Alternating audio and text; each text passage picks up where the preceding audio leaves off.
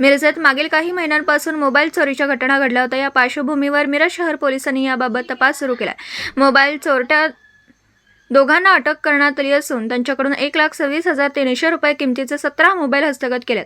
मिरज शहर पोलिसांनी ही कारवाई केली आहे। वसीम उर्फ अबू बादशाह सुभेदार राहणार राजीव गांधीनगर झोपडपट्टी वय वर्ष 19 आणि अहमद अली जमीर शिकलगार राहणार उस्मानिया मोहल्ला ईदगाह नगर मिरज वय वर्ष 20 यांना अटक केली आहे।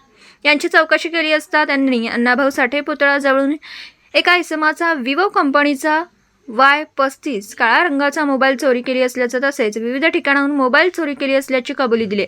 त्यांच्याकडून 17 मोबाईल असा 1,26,300 रुपये किमतीचा मुद्देमाल हस्तगत केला। मिरज शहर पोलीस स्टेशन येथे गुन्हा रजिस्टर नंबर 53/24 IPC कलम 379 प्रमाणे दाखल सदर गुन्ह्यातील फिर्यादीनामे मैनुद्दीन म्हणून राहणार पुणे यांनी दिनांक 8/2/24 रोजी त्यांचा मोबाईल हरवल्याबाबतची तक्रार दिली होती। सदर तक्रारीच्या अनुषंगाने तपास केला असता गोपनीय बातमीदारांकडून माहिती मिळाली की मिरजमधील 2 संशयित व्यक्ती यांना ताब्यात घेऊन त्यांच्याकडून एकूण 1,26,300 रुपये किमतीचे एकूण 17 मोबाईल हस्तगत केलेले आहेत।